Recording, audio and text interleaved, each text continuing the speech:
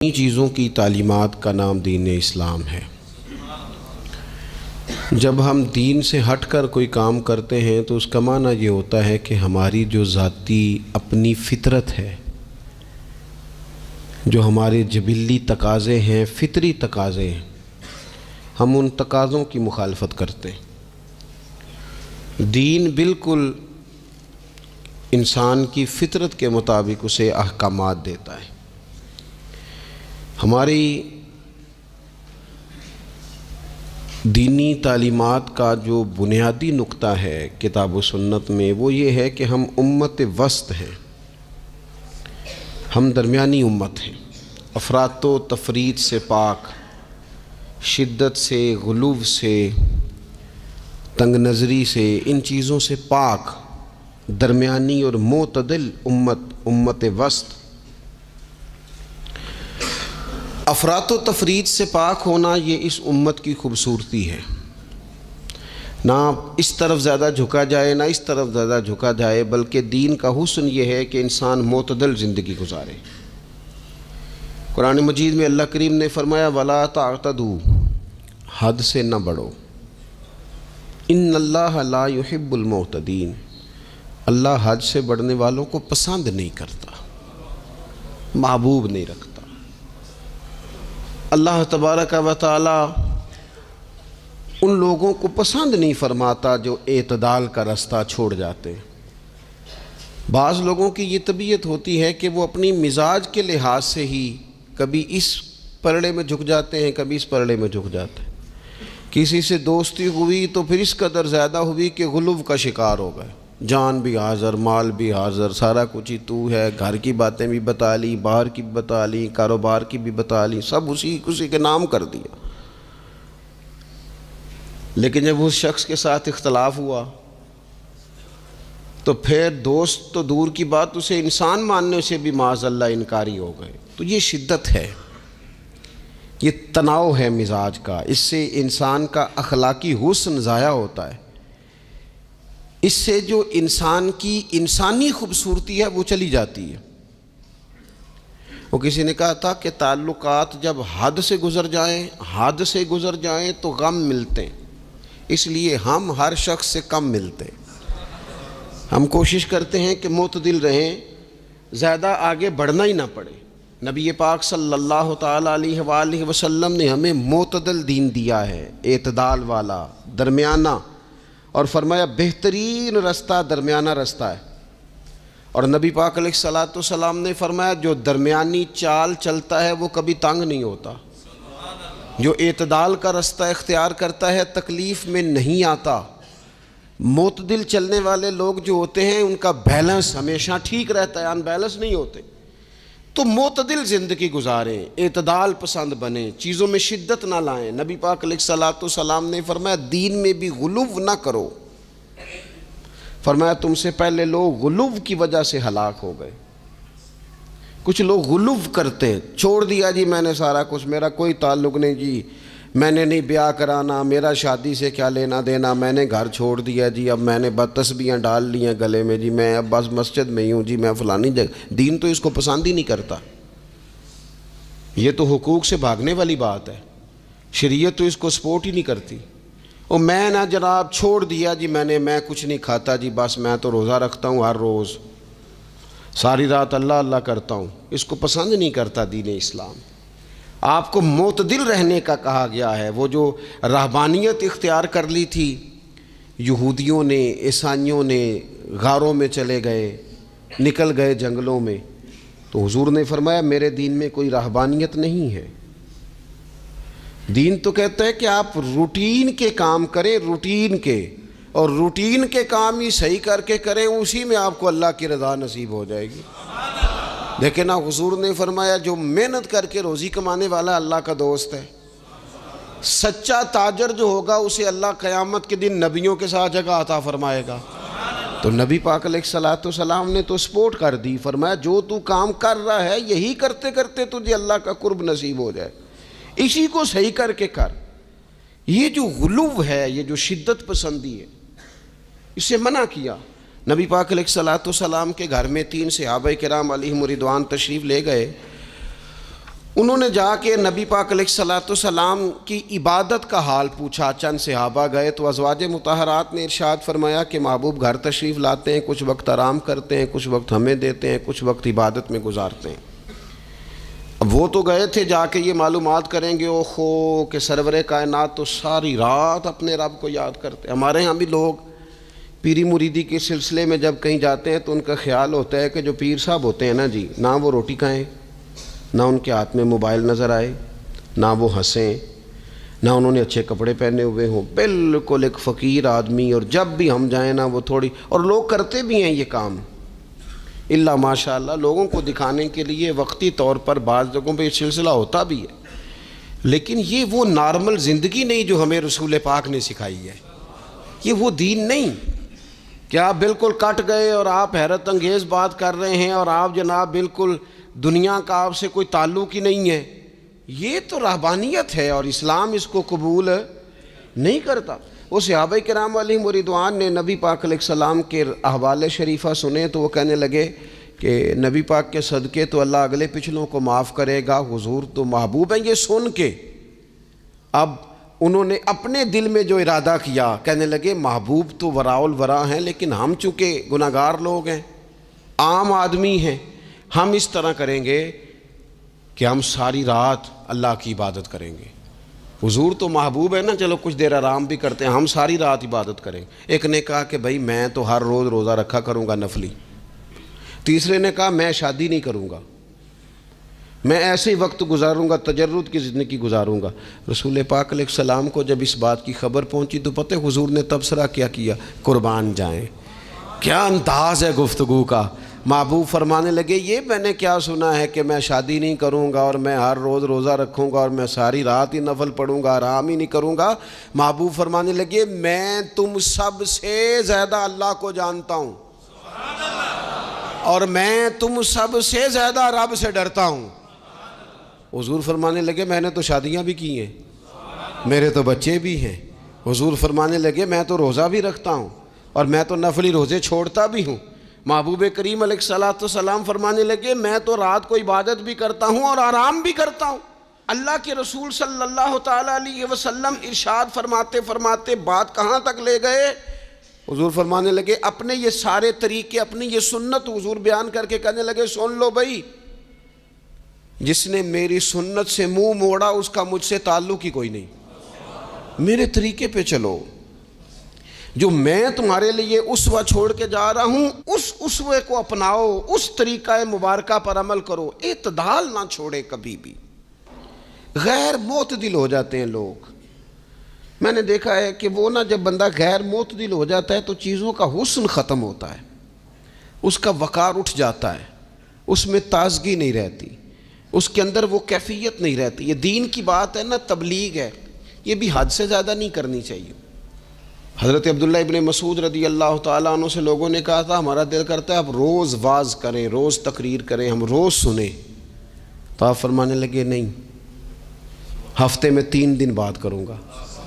اتنی بات کریں گے جو معتدل رہے, جو حد سے زیادہ نہ بڑھے. وہ ہمارے ہاں رواج ہے نا 2.5 گھنٹے کی تقریر کا, 3 گھنٹے کی تقریر کا, 4 گھنٹے کی تقریر کا. تو ہم سے لوگ کئی دفعہ کہتے ہیں اسی تے جے گل سمجھن لگے سا تسی ختم کر دیتی. تو میں نے کہا آپ شروع لیٹ ہوئے ہیں نا, ہم اللہ کے فضل سے پہلی بات سے شروع ہو گئے تھے. ہم نے وہ آدھا گھنٹہ تمہید پہ نہیں نہ لگایا. تجاوز نہ کریں چیزوں سے, اعتدال میں رہیں. دیکھیے اسلام ہمیں یہ کہتا ہے کہ تم کھانا کھاؤ, کلو وشربو, کھاؤ بھی پیو بھی, تمام جائز چیزیں کھانے کی اجازت ہے. لیکن نبی پاک علیہ السلام نے فرمایا کمر سیدھی رکھنے کے لیے کھاؤ, اور جب تمہارا بڑا جی چاہے نا پیٹ بھر کے کھانے کو, تو کریم فرمانے لگے پھر بھی 3 حصے کرو کھانے کے. ایک حصے میں ہوا ہو, ایک میں پانی ہو اور ایک میں خوراک ہو. پھر بھی پیٹ بھر کے نہ کھاؤ, بلکہ اللہ کے رسول صلی اللہ تعالیٰ علیہ وسلم فرمانے لگے کسی نے اتنا برا برتن بھرا ہی نہیں جتنا کسی نے اپنے پیٹ کو بھرا. سب سے برا برتن تم نے بھرا. زیادہ کھائیں گے خواہشات زیادہ پیدا ہوں گی, زیادہ کھائیں گے نیند زیادہ آئے گی, زیادہ کھائیں گے غفلت زیادہ طاری ہوگی. لیکن کچھ لوگوں کا مقصد زندگی کھانا ہے, صبح کی پلاننگ الگ ہے، دوپہر کی الگ ہے، شام کی الگ ہے۔ آپ حیران رہیں گے کہ آپ اس ملک میں رہتے ہیں جس میں سب سے بہترین بزنس ہوٹل چلانے کا بزنس ہے، کھانے پینے کا کام کرو، یہ بھی بنا لو، یہ بھی بنا لو، اچھا بھلا کھا پی کے اس کے بعد فاسٹ فوڈ کا آرڈر دے دیا جاتا ہے، اور کھانے کے بعد کتنی ساری چیزیں۔ اب تو یہ میں کچھ عرصے سے دیکھ رہا ہوں، اچھا بھلا کھانا کھاتے ہیں، اس کے بعد چائے کے ساتھ بسکٹ آ جاتے ہیں۔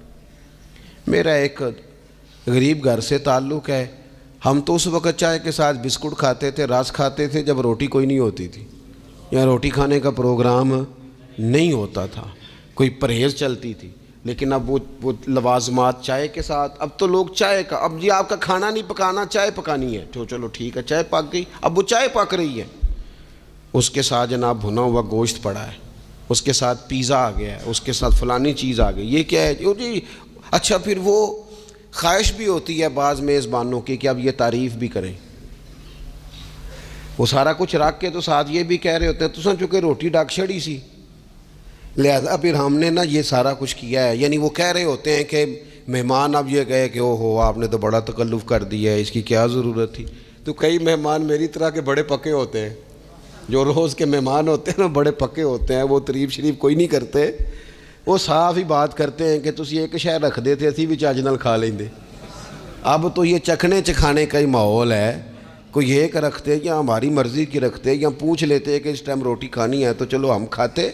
یہ لوازمات ہیں، یہ تکلفات ہیں، اس میں گھر والے بھی تکلیف میں، پیسہ بھی بعضوں کا ضائع۔ آپ کھانے کے لیے زندہ نہ رہیں، زندہ رہنے کے لیے کھانا کھائیں، اپنی طبیعت میں بوجھ نہ بنائیں کسی قسم کا۔ نبی پاک صلی اللہ تعالیٰ علیہ وسلم نے مومن کی شان پتہ کیا بیان کی؟ فرمایا کافر اور منافق 7 آنتوں سے کھاتا ہے اور مومن 1 سے کھاتا ہے۔ اتنا فرق ہے کافر منافق کے کھانے میں اور مسلمان کے کھانے میں۔ 6 گنا کم روٹی کھاتا ہے مسلمان، 6 گنا کم۔ حضرت عمر فاروق ملک کے شام میں حضرت ابو عبیدہ بن جراح سے ملنے کے لیے گئے تو کہنے لگے اتنی دور سے آیا ہوں، شپا سالار اور روٹی تو کھلا۔ تو انہوں نے اپنے بیگ سے رات کا خشک ٹکڑا کھانے کا نکالا اور پانی کا پیالہ دے کے کہنے لگے عمر یہ لو کھا لو۔ تو حضرت فاروق اعظم کہنے لگے یہی وہ مزیدار روٹی تھی جس کے لیے میں تیرے پاس آیا تھا، یہی وہ کھانا تھا، میں تلاش کر رہا تھا کہ یہ تمہیں ملے گا۔ کدھر گئے وہ لوگ جو رات کے کھانے میں فریج بھی نہیں ہوتی تھی، رات کے کھانے میں تھوڑا پانی ڈال دیا اماں نے، اس کو 3-4 دفعہ ابال لیا، رات کی روٹیوں میں تھوڑا سا پانی اور تھوڑا سا گھی، پورا گھی نہیں، تھوڑا سا پانی اور تھوڑا سا گھی، اور ساتھ دادی نانی یہ بھی کہہ رہی ہے کہ یہ پانی سے ذرا نرم ہو جائے گی روٹی، اور پھر وہ کھانا کھایا جا رہا ہے۔ اس کے اندر نہ تو ڈاکٹر آپ کو یہ کہہ رہا ہے کہ یہ نقصان کا باعث ہے، نہ معدے پہ بوجھ بن رہا ہے، نہ اس کے لیے پھر بھائیوں کو جا کے پردیس کاٹنا پڑ رہا ہے، نہ باپ کو کئی قسم کی نوکریاں کرنی پڑ رہی ہیں، اعتدال میں گھر کے اندر ہی سارا کچھ مینج ہے۔ یہ وہ حسن ہے جو اسلام کہتا ہے تم غیر معتدل ہو گئے، تم حد سے بڑھ گئے، تم نے زندگی ساری کھانے پینے پہ لگا دی۔ اور بھائی من چاہی نعمتیں تو جنت میں ملیں گی، ہم نے تو مزے کے کھانے وہاں جا کے کھانے، وہاں ملے گا پھل اور وہاں ملے گی نعمتیں جو بار بار ملیں گی، چہرے ایک جیسے ہوں گے پر ذائقہ بڑا منفرد سے منفرد نظر آئے گا۔ تو وہ جو پردہ غیب میں چیزیں تھیں وہ ساری چیزیں لوگ کہتے ہیں آج ہی ہم ساری غیر معتدل نہ بنے، تھوڑی سادگی لائیں، تھوڑا درمیانہ راہ، اسلام اس کو پسند کرتا ہے۔ نبی پاک علیہ السلام کی بارگاہ میں ایک مہمان آیا، ابھی وہ مسلمان نہیں تھا، تو محبوب نے فرمایا ایک بکری کا دودھ دھو کے اسے پلا دو۔ ایک بکری کا دودھ دھویا گیا، پلایا گیا، پھر دوسری کا دودھ دھویا گیا، پلایا گیا، پھر تیسری کا، وہ 7 بکریوں کا دودھ پی گیا۔ صبح اللہ نے توفیق دی اور وہ کلمہ پڑھ گیا۔ اب نبی پاک علیہ السلام نے فرمایا اسے بکری کا دودھ دھو کے پلاؤ۔ ایک بکری کا دودھ پیا، دوسری کا پی نہ سکا، رات 7 کا پی گیا تھا۔ تو میرے کریم فرمانے لگے یہ مومن اور کافر کا فرق ہے۔ جب تک یہ حالت کفر میں تھا 7 بکریوں کا دودھ پی گیا، اب یہ مومن ہوا ہے تو اللہ تبارک و تعالیٰ نے ایک دودھ کے ساتھ ہی اسے سیر فرما دیا ہے، اس کی تشنگی اور بھوک اللہ نے مٹا دی۔ کھانے پینے کے لیے اور اس کا ذہن بھی نہ بنائیں. میں جانتا ہوں جن گھروں میں بچے اس مزاج کے ہو جاتے ہیں, اس طبیعت کے ہو جاتے ہیں کہ آج یہ کھانا ہے, کل وہ کھانا ہے, پرسوں وہ کھانا ہے,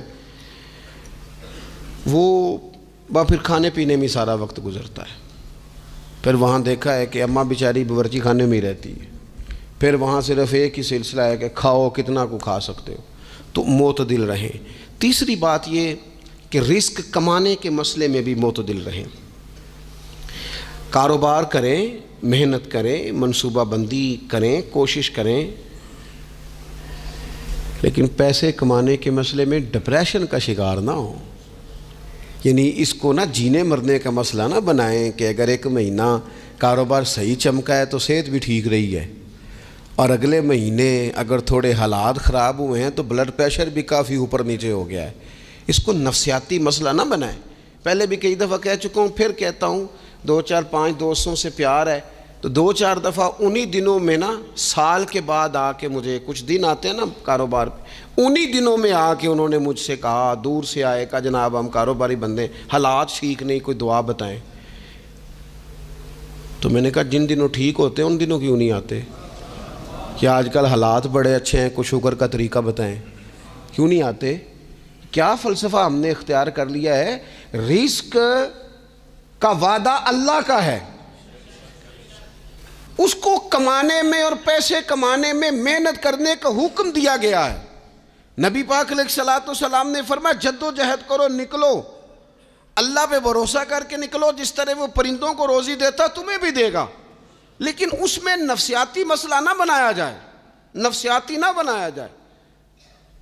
حضور علیہ الصلوۃ والسلام نے نا ایک جملے کے اندر اس مضمون کو اتنے حسین انداز میں سمیٹا ہے نا کہ مسلمان, یہ ابن ماجہ میں موجود ہے, مسلمان اگر ان 2 جملوں کو کبھی سمجھ جائے نا تو سکون آ جائے زندگی میں, اطمینان نصیب ہو جائے, تیقن کی دولت ملے. حضور فرمانے لگے رزق کمانے کے معاملے میں معتدل رہنا, کوئی بندہ اتنی دیر تک مرے گا نہیں جب تک اس کے حصے کا رزق اسے مل نہ جائے. اتنی دیر تک بندہ دنیا سے نہیں جائے گا, تیرا حصہ تیرے تک پہنچے گا. کبھی بھی بے آبرو ہو کے رزق کمانے کے چکر میں نہ پڑے, کبھی بھی ذہن پہ سوار نہ کر لیں کہ میرا کام نہیں چل رہا, کبھی بھی اس طرح کی طبیعت نہ بنائیں. میں تھوڑی دیر پہلے عرض کر رہا تھا کہ ایک بزرگ نے نا 2 کنجوس لوگوں کو پہلے بلایا, کنجوس آدمی تھے اللہ ماشاء اللہ, تو ان کے سامنے کھانا رکھا, کھانا بڑا بہترین اعلیٰ کوالٹی کا, لیکن ان سے کہا کہ جناب ہم نے نا ایک سبق لینا ہے آپ سے, تو کھانا تو آپ کو ملے گا اور آپ کی مرضی کا پکایا ہے, پر کھانے کا طریقہ ہمارا ہے. انہوں نے کیا کیا, یہاں سے رکھ کے نا ان کے ہاتھ باندھ دیے. وہ پرانے زمانے میں جو جرہ ہوتے تھے, بازو ٹوٹ جاتا تھا تو باندھ دیتے نا لکڑیاں رکھ کے, تو لکڑیاں رکھ کے نا ہاتھ باندھ دیے تاکہ یہ جوڑ موڑ نہ سکے. تو یہاں سے ہاتھ باندھ دیے کہ روٹی کھاؤ. کنجوس بندے تھے. اب انہوں نے لقمہ اٹھایا, ہاتھ بندھا ہوا, اور یہاں سے لے جا کے جب منہ میں پھینکا, وہ کپڑے بھی سارے الجھ گئے, حال بھی خراب ہو گیا, پر کھایا انہوں نے مزہ لے کے پورا. وہ بڑی بری حالت ہو گئی. وہ کنجوس تھے دونوں کو دسترخوان پہ روٹی کھائی جا رہی. اب ان دونوں کو سمجھانے کے لیے کہا کہ اب ہم تمہیں 2 اور لوگوں سے بھی ملواتے ہیں. اب 2 وہ بندے بلائے جو دل کے سخی تھے, جو رزق کے معاملے میں اس کا زیادہ حریص نہیں تھے. ان کی بھوک جو تھی وہ کہیں دور تک دکھائی نہیں دے رہی تھی.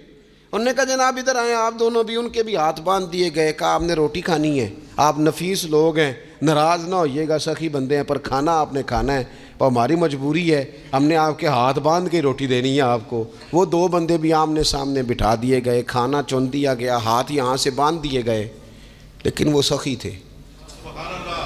انہوں نے کہا جناب کوئی مسئلہ نہیں, اللہ تعالیٰ توفیق دے گا. انہوں نے کیا کیا, وہ لقمہ لگاتے اور ایک دوسرے کے منہ میں ڈالنا شروع کر دیتے. کھانا بھی کھا لیا, کپڑے بھی بچ گئے, نفاست بھی قائم رہ گئی, اور کسی قسم کی کوئی پریشانی آئی. کام خاصا مشکل ہے کسی کے منہ میں لقمہ دینا, یہ کام بڑا مشکل ہے. یعنی کھانا آ جائے, پک جائے, پاس پہنچ جائے. اور پھر اسے توڑ کے بنا کے اتنی محنت کر کے دے کسی کے منہ میں دینا، لیکن یہ دے کہ دیکھو کپڑے بچ جائیں گے انشاءاللہ، نفاست نظر آئے گی، حسن نظر آئے گا، خوبصورتی نظر آئے گی، اس میں لطافت محسوس ہوگی، اس میں لگے گا کہ یہ بندہ ایسا ہے جسے اللہ تعالیٰ نے اپنے فضل سے عطا فرمایا ہے۔ تو غیر معتدل طریقہ بندے کو رسوا کر دیتا ہے، رسوا کر دیتا ہے۔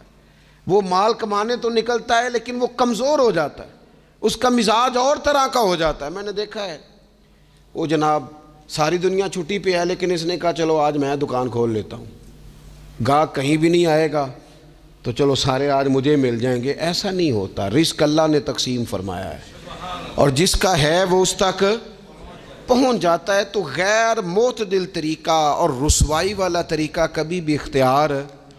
اسی طرح کا معاملہ سخاوت میں ہے۔ نبی پاک علیہ الصلوۃ والسلام نے فرمایا کہ جب صبح دن چڑھتا ہے تو فرشتے دعا کرتے ہیں، کہتے ہیں یا اللہ سخی کو زیادہ عطا فرما، اسے زیادہ دے۔ حضور فرماتے ہیں جو سخی ہوتا ہے نا یہ لوگوں کے بھی قریب ہوتا ہے، اللہ تعالیٰ کے بھی قریب ہوتا ہے اور جنت کے بھی قریب ہوتا ہے۔ اور یہ جو کنجوس ہوتا ہے یہ لوگوں سے بھی دور ہوتا ہے، اللہ تعالیٰ سے بھی دور ہو جاتا ہے، جنت سے بھی دور ہو جاتا ہے۔ سخاوت بڑی اعلیٰ چیز ہے، لیکن اس میں بھی معتدل رہنے کا کہا گیا ہے۔ معتدل، کچھ لوگ ایسے ہیں جو سخی نہیں ہوتے، یہ میں کوشش کروں گا تشریح آپ کے ذہن کے مطابق کر لوں۔ سخی مزاجن سخی، لیکن اگر کبھی چڑ جائے نا وہ جتنے مرضی پیسے لے لو ان سے، مزاج میں سخاوت نہیں، لیکن اگر طبیعت ہے اس طرح کی کہ اگر ان کا ذہن آ گیا نا کبھی کہیں کسی نے تعریف کر دی ہے، پوری خوشامد اس نے کر لی ہے، تو پھر تو جناب ساری جیب بھی آپ خالی کرا دے۔ یہ مزاج کی سخاوت نہیں ہے، یہ تو آپ کی طبیعت کا وہ ابال ہے کہ اگر کسی بندے کو پتہ چل گیا ہے کہ کس طرح کر کے آپ قابو آتے ہیں تو پھر وہ روز استعمال کرے گا، اور یہ ہوتا ہے، یہ ماحول ہوتا ہے۔ میں چونکہ مذہبی ماحول سے تعلق رکھتا ہوں، میں نے خود یہ دیکھا ہے کہ کوئی شخص اگر اس نے زیادہ بڑا منہ کھول کے لوگوں سے مانگنا شروع کر لیا ہے تو پھر تو جناب بڑی بات ہے، مہنگا آدمی۔ اور اگر کوئی اپنی وفاداری قائم رکھتا ہے، خوشامد نہیں کر سکتا، اس کی طبیعت نہیں ہے کہ وہ 20-50 لوگوں کی خوشامد کرے، 10 کو حاجی صاحب کہے، 20 کو عاشق رسول کہے اور 30-35 کو کہے جناب بڑی بات ہے، ہم نے تو بڑا دیکھا ہے، آپ تو بڑے بہترین لوگ ہیں۔ تو پھر جناب وہ اگر یہ کام اسے کرنا آتا ہے تو پھر اس کا مطلب ہے اسے دہاڑی بھی اچھی لگانی آتی، پھر اس کی آواز کا بھی زیادہ سریلا ہونا ضروری نہیں، پھر اللہ تعالیٰ معاف فرمائے، پھر بس ٹھیک ہے اب میں کیا اس پر تبصرہ کروں، پھر تو ہم دیکھ رہے ہوتے ہیں جس کو وہ عاشق رسول کہہ رہے ہوتے ہیں نا۔ اور ایسی خطرناک، میرے سامنے ایک نعت خواہ ایک صاحب سے کہنے لگا، نعت حضور کی پڑھی جا رہی ہے۔ کبھی شعراء ایک کام کرتے تھے، وہ کہتے تھے شعر تیری نظر ہے، وہ غزل کا شعر ہے یا کوئی ایسا شعر ہے، لیکن ایک شعر ہے نعت کا، اس میں تو حضور کی تعریف ہے۔ نبی پاک کی تعریف کا شعر کسی بندے کی نظر کیسے ہو سکتا ہے جب اس میں ذکر ہی رسول پاک کا ہے؟ تو وہ نعت خان صاحب کہنے لگے، بندہ سامنے بیٹھا ہے، تھوڑا بہت میں بھی اسے جانتا ہی تھا، تو اسے کہنے لگے حاجی صاحب یہ شعر تہاڈی نظر ہے۔ میں انہوں آکھیا تو مہربانی کر ایدی نظر کوئی اور شے کر لیا، یہ تو نعت ہے حضور کی، یہ نبی پاک کے لیے ہی رہنے دے، اس کی نظر تو نے کر دی ہے۔ تو نالے میں کیا ہے حاجی جنی دیر تک پیچھے بیٹھا سی انہیں دیر تو نظر کیتی نہیں، ان دتھیاں لے کے سامنے آئے تھے تو نظر نیاز شروع کر لی۔ نہ کریں یہ کام، اس سے کوفت پہ، اور آپ یقین کریں میں ذمہ داری سے کہتا ہوں یہ کام کرنے والا بھی تنگ ہوتا ہے، اور جس کے لیے کر رہا ہوتا ہے پتہ اسے بھی سارا ہی ہوتا ہے کہ چکر کیا چل رہا ہے، سب پتہ ہوتا ہے۔ تو اس تکلف میں جب انسان کام کرتا ہے تو کہاں تک بات جاتی؟ سخاوت کریں لیکن چڑھ کر کوئی کام نہ کریں۔ نبی پاک علیہ الصلوۃ والسلام نے فرمایا، حضور فرمانے لگے اس طرح خیرات نہ کرنا کہ تمہارے اپنے بچے بعد میں لوگوں کے سامنے ہاتھ پھیلاتے پھرے۔ حضرت سعد بن ابی وقاص رضی اللہ تعالیٰ عنہ نے عرض کیا تھا، یا رسول اللہ صلی اللہ تعالیٰ علیہ وسلم، میں سارا مال اللہ کی راہ میں خیرات کرنا چاہتا ہوں، میری ایک ہی بیٹی ہے، میں چاہتا ہوں سارا اللہ کے راستے میں دے دوں۔ تو حضور فرمانے لگے نہیں بھئی تو چوتھا حصہ دے، 3 حصے اپنی بچی کے لیے، بیویوں کے لیے، باقیوں کے لیے رکھ لے، لیکن تو یہ کام نہ کر۔ تو میرے عزیز زندگی میں خرچ کرنے میں بھی اعتدال کا مظاہرہ کریں۔ مجھے پتہ ہے اچھی طرح کہ ہمارے ہاں ایک مزاج بن جاتا ہے، طبیعت بن جاتی ہے کہ اگر کسی شخص کو آپ تھوڑی سی مدد کرتے ہیں تو وہ سمجھتا ہے کہ اگر اس نے مجھے 20,000 دیا ہے تو یقیناً اس کے گھر میں 50 لاکھ پڑا ہے، وہ پھر اگلے ہفتے دوبارہ آتا ہے، ایک نئی مجبوری کا بھی اظہار کرتا ہے۔ یہ ساری چیزیں ہوتی ہیں، ان چیزوں کے بیچ ہی آپ کو نیکی کرنی ہے، لیکن افراط و تفریط سے بچنا ہے۔ اسی طرح کا معاملہ اپنی زندگی کے دیگر معاملات میں کریں۔ نبی پاک علیہ الصلوۃ والسلام نے سادگی کو پسند کیا ہے۔ حضور سادگی کو پسند کرتے، کھانے کے معاملے میں بھی اور کپڑوں کے معاملے میں بھی، لیکن اچھا لباس پہننے کی اجازت دیتے۔ حضور علیہ الصلوۃ والسلام نے ایک موقع پر ارشاد فرمایا کہ اگر کسی بندے کے پاس گنجائش ہے تو اسے اجازت ہے کہ 2 جوڑے کپڑوں کے کام کاج کے لیے رکھ لے، 2 جوڑے جمعے کے لیے رکھ لے۔ اور نبی پاک صلی اللہ تعالیٰ علیہ وسلم نے ایک شخص کو دیکھا جو مالدار تھا، لیکن اس کے کپڑے پھٹے پرانے تھے، لباس پرا گندا تھا، بال بکھرے ہوئے تھے۔ تو اللہ کے محبوب علیہ السلام نے فرمایا تیرے اوپر اللہ کا فضل ہے، اور رب جب فضل کرے تو پھر اللہ فضل دیکھنا پسند بھی فرماتا ہے۔ فرمایا تو اچھا لباس پہن، حرج کوئی نہیں، لیکن اپنا رسول پاک علیہ السلام کا طریقہ مبارکہ یہی تھا کہ سیدہ عائشہ صدیقہ فرماتی ہیں کہ یہ وہ لنگی مبارک ہے اور یہ وہ پیوند والا کرتا مبارک ہے، اسی میں محبوب نے اپنی جان اپنے رب کریم کی بارگاہ میں پیش کر دی۔ اور فرماتی ہیں کتنے کتنے دن گزرے کہ رسول پاک علیہ الصلوۃ والسلام نے کھانا تناول نہیں فرمایا، کتنے کتنے دن گزرے۔ میں اس ساری بات کو اگر سمیٹوں نا تو میں یہ نوجوان اگر میری بات پر غور کریں تو اسلام کہتا ہے حضور خود کنگھی بھی فرماتے تھے، تیل بھی لگاتے تھے، امامہ بھی باندھتے تھے، سرما بھی پہنتے تھے، سادہ لباس پہنتے تھے لیکن صاف ستھرا۔ اسلام آرائش کی اجازت دیتا ہے، زینت کی اجازت دیتا ہے۔ آپ کنگھا کریں، تیل لگائیں، خوشبو لگائیں، سرما لگائیں، صاف لباس پہنیں، کپڑے دھلے ہوئے پہنیں۔ حضور نے حکماً کہا، تاکیداً کہا کہ جمعے والے دن نہا کے مسجد میں آیا کرو۔ اسلام آرائش کی اجازت دیتا ہے، بس نمائش سے منع کرتا ہے۔ دکھاوا نہ کرو، نمائش نہ کرو۔ یہ نہ کہو کہ میں نے اتنے لاکھ کا پہننا ہے، ذرا لاگ پتہ جائے لوگوں کو۔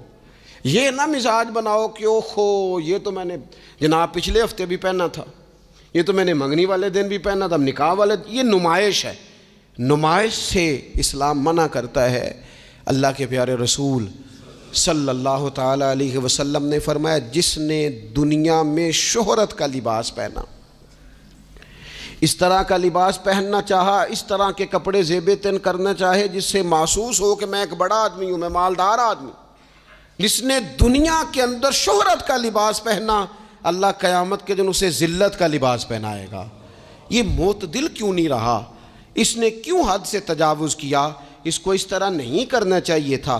رسول رحمت صلی اللہ تعالیٰ علیہ وآلہ وسلم نے ہمیں جس چیز کی اجازت دی ہے وہ کام ہم کر سکتے ہیں، اور جس سے نبی پاک علیہ الصلوۃ والسلام نے ہمیں روکا ہے اس کام سے ہم نے بچنا ہے۔ ایک اور بات بھی خاص اور بالخصوص نوجوانوں سے کرنی ہے، وہ خاص جس طرح کھانے پینے میں معتدل رہیں، کمائی کرنے میں معتدل رہیں، خرچ کرنے میں اعتدال کا مظاہرہ کریں، لباس میں اعتدال کا مظاہرہ کریں، اسی طرح نا یہ آرام کرنے میں بھی ذرا معتدل رہیں۔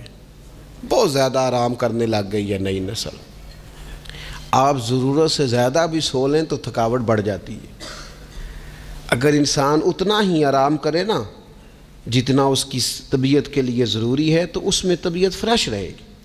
لیکن اگر آپ کہیں، وہ ایک دوست ہیں ہمارے، تو ان کو جب تک کوئی اٹھائے نہ تو اٹھتے نہیں، تو گھر والوں نے ایک دن ارادہ کیا کہ آج صبح نہیں اٹھانا، دیکھتے ہیں کتنے بجے اٹھتا ہے، ماشاءاللہ شادی شدہ ہیں، بچے ہیں، تو کہنے لگے جی پھر اللہ کے فضل سے میں 2 بجے خود ہی اٹھ گیا تھا۔ رات ایک شخص سویا ہے اور اگلے دن 2 بجے سویا، تو اب انہوں نے تو یہ بات محبت میں کی، تو پھر میں نے ان سے یہ پوچھا، میں نے کہا یہ بتائیں کہ آپ چلیں رات آپ سو گئے، سمجھ لیں آپ سو گئے 2 بجے رات کو، 12 گھنٹے کے بعد اگر آپ اٹھے طبیعت کیسی تھی؟ کہنے لگی فریش نہیں تھی۔ تو میں نے کہا فریش تبھی ہوتی ہے اگر آپ فجر میں اٹھ کے وضو کر کے نماز پڑھتے، فریش یہ تبھی ہوتی ہے اگر آپ سحری آپ اپنی روٹین کے مطابق اٹھتے اور اپنی ڈیوٹی پہ جاتے، واپس آتے اور تھک کے سوتے۔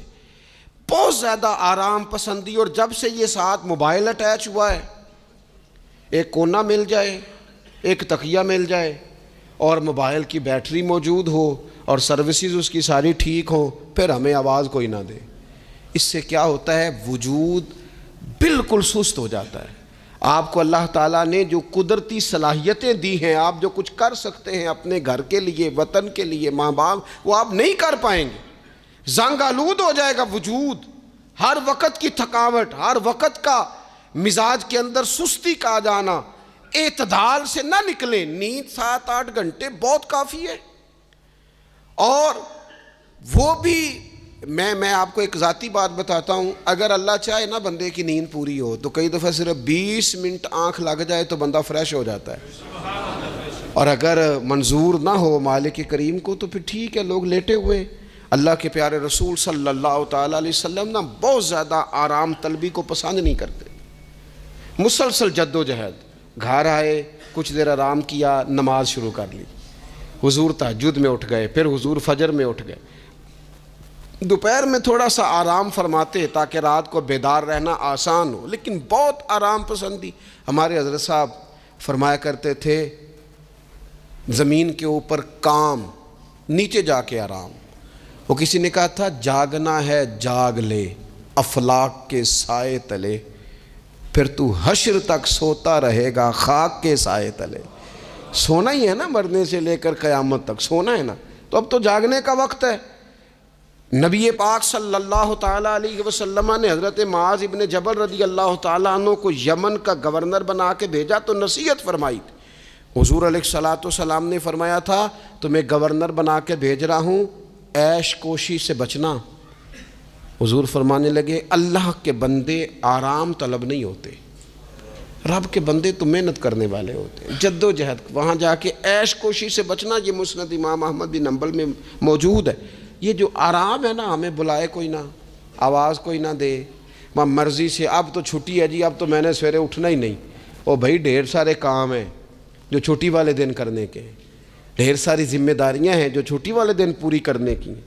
اپنی زندگی سے، اپنے وجود سے کچھ نفع لیں، ایسا نہ ہو کہ یہ بیکار ہو جائے۔ لیکن اگر زندگی صرف اور صرف کھانے پینے میں، لباس پہننے میں اور باتیں کرنے میں لگ جائے تو پھر تو آپ بیکار ہو جائیں گے۔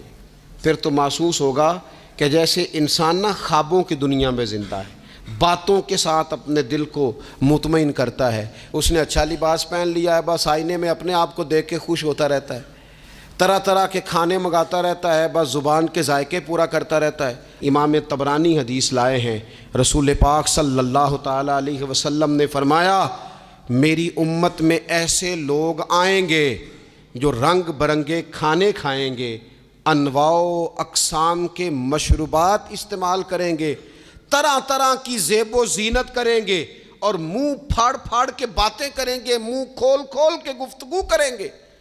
حضور نے پتہ کیا فرمایا؟ فرمایا یہ میری امت کے بدترین لوگ ہیں، یہ بدترین لوگ ہیں جن کا مقصود ہی صرف لباس پہننا ہے، مقصود ہی صرف کھانے کھانا ہے، مقصود ہی منہ کھول کھول کے باتیں کرنی ہے۔ ان لذات میں جو لوگ پوری طرح الجھ گئے، کوئی خیر کا کام ہی نہ کر سکے، کوئی مقصد زندگی کی طرف ہی نہ بڑھ سکے، یہ بدترین لوگ ہیں۔ عزیز دوستو، ان 3 چیزوں میں ڈھیر سارے لوگ، اللہ تعالیٰ معاف کرے اللہ ماشاء اللہ، اللہ سب کو محفوظ رکھے، اپنی زندگی کو ضائع کرتے دکھائی دیتے ہیں۔ یا تو کھانے پینے کا شوق ہے، یا لباس کی زیب و زینت کی طرف توجہ ہے، یا بس نشستن گفتن برخاستن بیٹھے ہیں اور باتیں کی ہیں اور اٹھے اور اتنی باتیں کی ہیں، اتنی باتیں کی ہیں، اس میں بھی کوئی اعتدال نہیں۔ بہت زیادہ بولنے سے وقار چلا جاتا ہے، بہت زیادہ باتیں کرنے سے باتوں کا حسن ضائع ہوتا ہے، بہت زیادہ بولنے والے کے جملے قیمتی نہیں رہتے، بہت زیادہ باتیں کرنے والا آدمی بے وزن اور بے وقت ہونے لگتا ہے، بغیر مانگے مشورہ دینے والے لوگوں کے مشوروں کو لوگ ردی کی ٹوکری جاننے لگتے ہیں۔